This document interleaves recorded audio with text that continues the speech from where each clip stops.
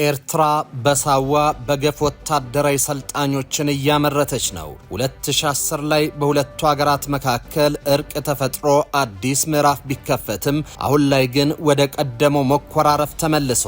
ፕሬዝዳንት ኢሳያስ አፈወርቂ ክተት አውጀዋል። ሁለቱ ሀገራት ወደ ጦርነት ይገባሉ በሚልም በርካቶች ስጋት እያስቀመጡ ናቸው። ሀገራቱ የወታደራዊ ጡንቻቸውን ለማሳየት እሽቅድምድም ላይ መሆናቸው እየተነገረ ነው። በሌላ በኩል ኢትዮጵያ ጦሯን እያዘመነች ነው።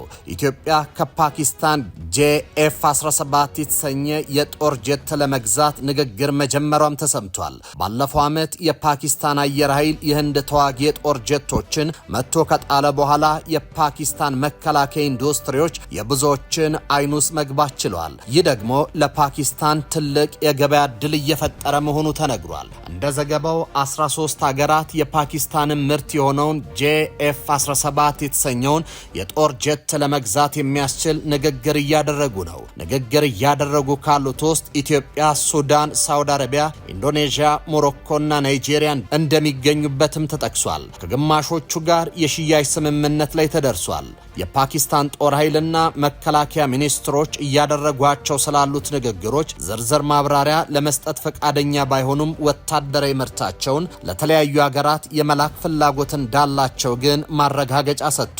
የዘርፉ ተንታኞች እንደሚሉት በዩክሬን ጦርነትና በመካከለኛው ምስራቅ ባለው ግጭት የተነሳ በዓለም ላይ የጦር መሳሪያ እጥረት በመፈጠሩ አገራት አዳዲስ የምርት አቅርቦት ሰንሰለቶችን እየፈለጉ ይገኛሉ። በዚህ ውስጥ ደግሞ ባለፈው ዓመት ከህንድ ጋር በነበረው ጦርነት በከፍተኛ ሁኔታ ብቃቱን ያሳየው JF-17 የበርካቶችን ትኩረት ስቧል። የፓኪስታን መከላከያ ኢንዱስትሪ ኃላፊው ራዛ ሀያት ሲናገሩ በዓለም ደረጃ ባለው የአቅርቦትና እጥረት ጫና የተነሳ ንግግሮች እያደረግን ያሉ ቢሆንም ንግግሮቹ ጥብቅ ሚስጥር በማለፍ ይፋ ከማድረግ ተቆጥበዋል። ኃላፊው እንዳሉት የፓኪስታን ጄቶች በአሜሪካና በአውሮፓ ከሚመረቱት ጋር ያላቸው ከፍተኛ ዋጋ ልዩነትም ተመራጭ እያደረጋቸው ነው። JF-17 በአሁኑ ወቅት ከ30 እስከ 40 ሚሊዮን ዶላር እንደሚያወጣ የጠቀሱት ኃላፊው የምዕራባውያን ጄቶች ዋጋ ግን ከዚህ በ3 እጥፍ እንደሚበልጥም አስታውቋል። ጤና ይስጥልኝ። ይህ ሆርን ቪው ነው።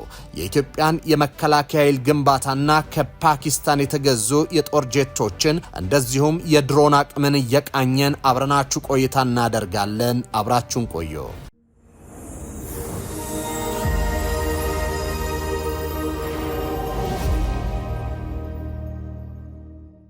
በኢትዮጵያ ሰማይ ላይ አሞራዎችን ተጋፍተው ሲበሩ ያየናቸው የጦር ጄቶች መጪው ጊዜ ምን እንደሚመስል በአግባቡ የሚጠቁሙ ናቸው። ዘመናዊና ውድ የሚባሉ የጦር ጄቶች ሸመታ ላይ ገባች ኢትዮጵያ በቅርቡ የቱርክ የመጨረሻ የድሮን ቴክኖሎጂ ውጤት የሆነውን የባይራክታር አኪያንቺ መግዛቷን አሳውቃለች። በዓለም ላይ ከአምራቿ ቱርክ ፓኪስታን በመቀጠል በሶስተኛ ደረጃ ድሮን የታጠቀች ኢትዮጵያ አሁን ላይ ከተቀበለቻቸው ድሮኖች በተጨማሪ ሌሎች እንደሚታከሉበትም ተነግሯል። ሱ-30 ኢትዮጵያ በቅርብ ዓመታት ውስጥ ሌላኛው ርክክብ የተደረገበት አውሮፕላን ነው። ሩሲያ በዩክሬን ጦርነት ወቅት በስፋት የተጠቀመችው ስለ ውጊያ አቅሙ ብዙ የተነገረለት ሱ-30 አየር ኃይሉ መታጠቁን አስታውቋል። እኚህ ዘመናዊ ጦር ጄቶች ግዥንና የውጊያ አቅማቸውን በተመለከተ በርካቶች እየተነጋገሩበት ይገኛሉ።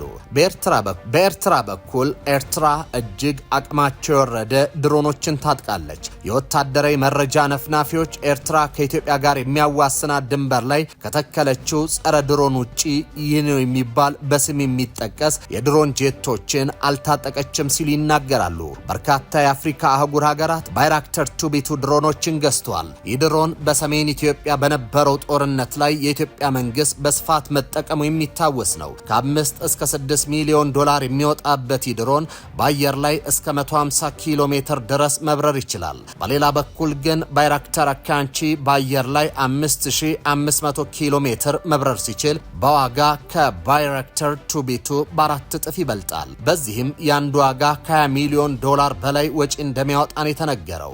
እንደ ወታደራዊ ተንታኞች ገለጻ ከሆነ ይህ ድሮን ኢትዮጵያን ጨምሮ በዓለም ላይ በስፋት ጥቅም ላይ የዋለው ባይራክታር ባይራክታር ቱቢቱን ተከትሎ ተሻሽሎ የተሰራ ነው። አምራቹ ባይራክታር እንደሚለው አካንቺ የተባለው ሰው አልባ አውሮፕላን ተዋጊ ጄቶች መፈጸም የሚችሉትን መከወን ይችላል።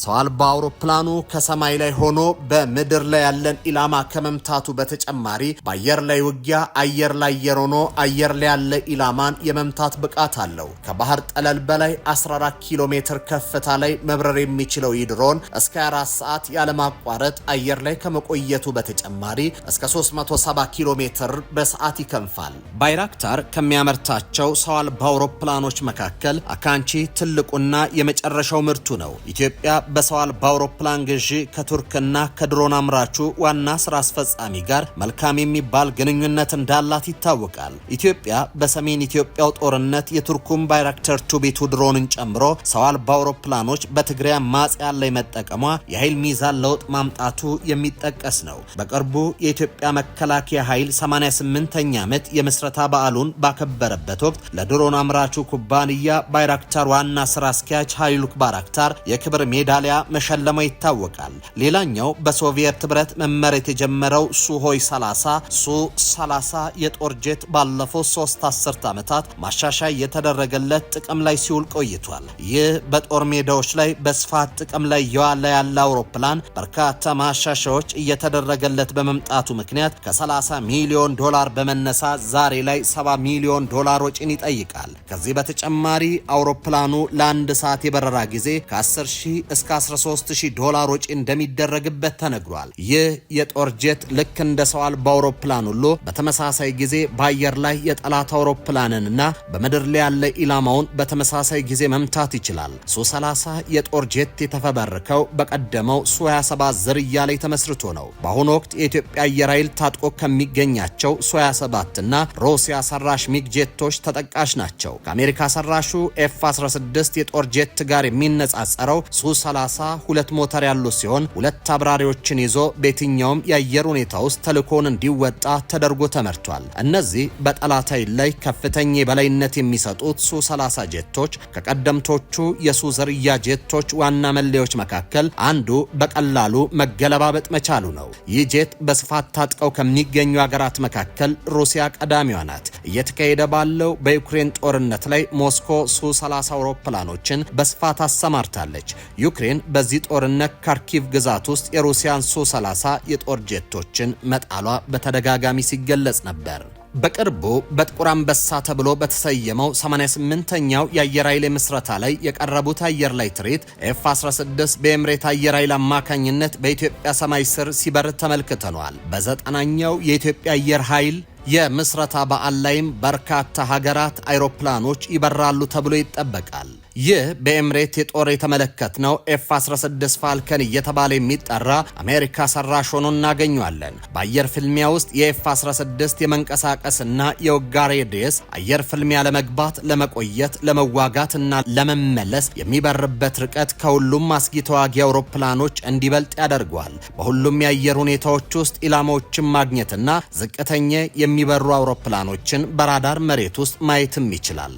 ሌላው ከኤፍ-16 ጋር ተቀራራቢ ችሎታ ያለውና ኢትዮጵያ የታጠቀችው የሩሲያ ሰራሹ ሱ-27 ነው። በዓለም ገበያ ላይ እስከ 30 ሚሊዮን ዶላር የሚገኘው የአውሮፕላን በውጊያ ቅልጥፍናው ይደነቃል። እርግጥ ዋጋው ሲሰላ እስከ 70 ሚሊዮን ዶላር ከሚያወጣው የኤፍ-16 ይልቅ በግማሽ ይቀንሳል። ሌላው የፈረንሳይ ምርት የሆነው ሚራዥ 200 የአየር ጀትም ለአንዱ እስከ 30 ሚሊዮን ዶላር የወጣበት መሆኑ ይነገራል። እርግጥ አሜሪካ ያሻሻለ የኤፍ-35 ተዋጊ ጄት 170 ሚሊዮን ዶላር እንደሚወጣበት ይነገራል። እኚህ ውድ የሚባሉ የጦር መሳሪያ ግዢዎች የዘመናዊውን ዓለም ጦርነት ኢኮኖሚ እንደሚዋጋና በግልጽ ያሳዩ ሆኗል። ይህ የውጊያ ቴክኖሎጂዎችን ማዘመን ላይ ትኩረት ያደረጉ ግዢዎች በቀጣይ ሊካሄድ ያለውን ጦርነት የሚጠቅሙ ይሆናሉ ተብሎ ተጠብቋል። ይህ አየር ኃይሉን የማጠናከር ዘመቻ ኢትዮጵያ በቀጠና የገባችበትን እሰጥ አገባ ለመወጣት በጫና የገባችበት እውነታ የሚሉ ሀሳቦችም